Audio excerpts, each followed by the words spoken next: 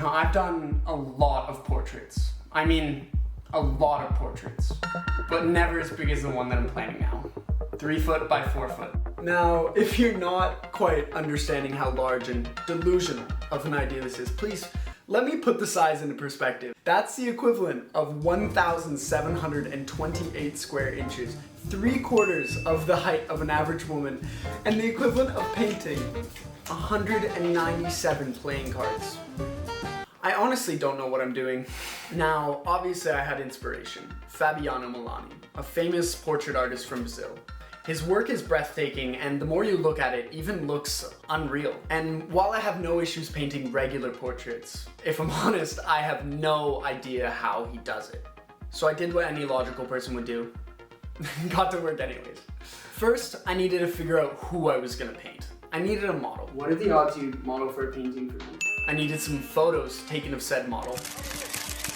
I needed to decide on a final composition. And finally, I needed a stained canvas so I wasn't painting on a white surface. Unfortunately, now that I had all that ready though, I just needed to do the hardest part of it all and begin painting.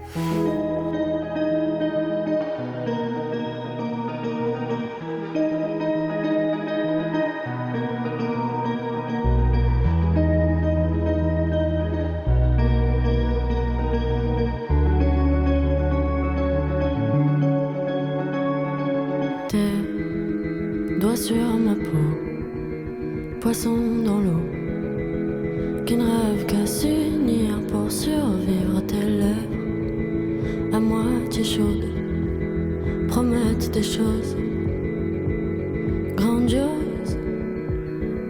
Je rêve encore d'une autre vie.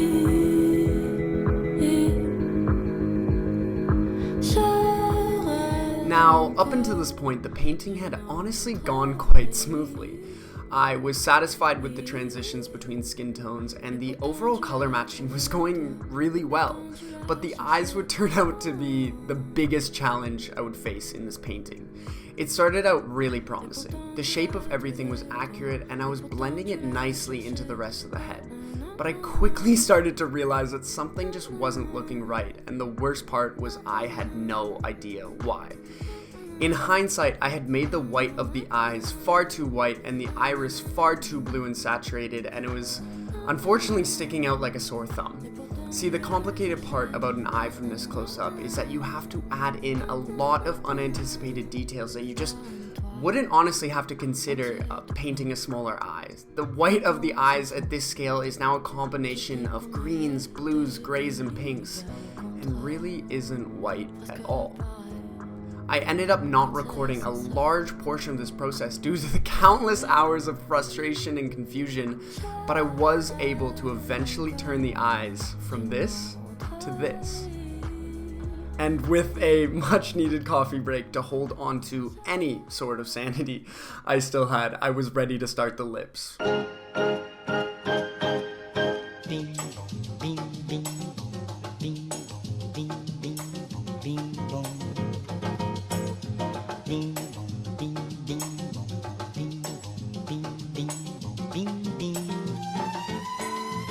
É só isso, meu baião, e não tem mais nada não.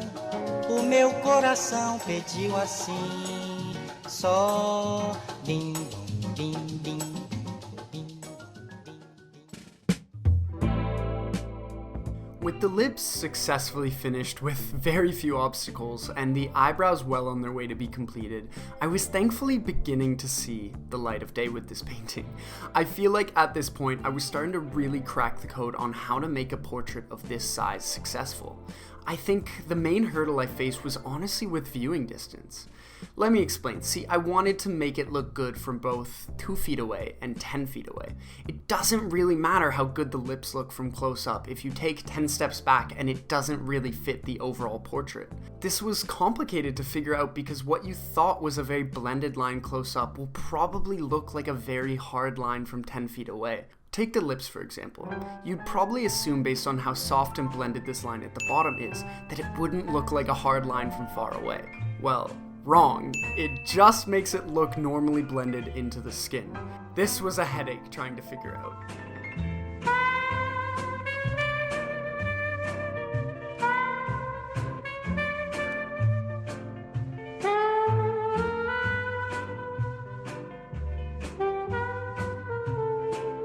See, now you'd think, considering how close I was to finishing, that I would have taken the next couple days to wrap up the painting and finish it so it was done and off my plate. But instead, I wanted to do the more conventional thing, and I went to Barcelona for the next 3 months, and moved art studios. No regrets.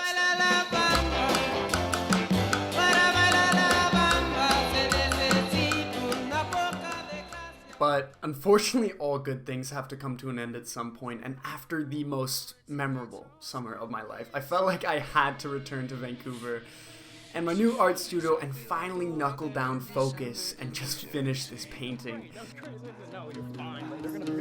She said, this year I think I'm gonna be a ghost on Halloween, cut holes so I can see.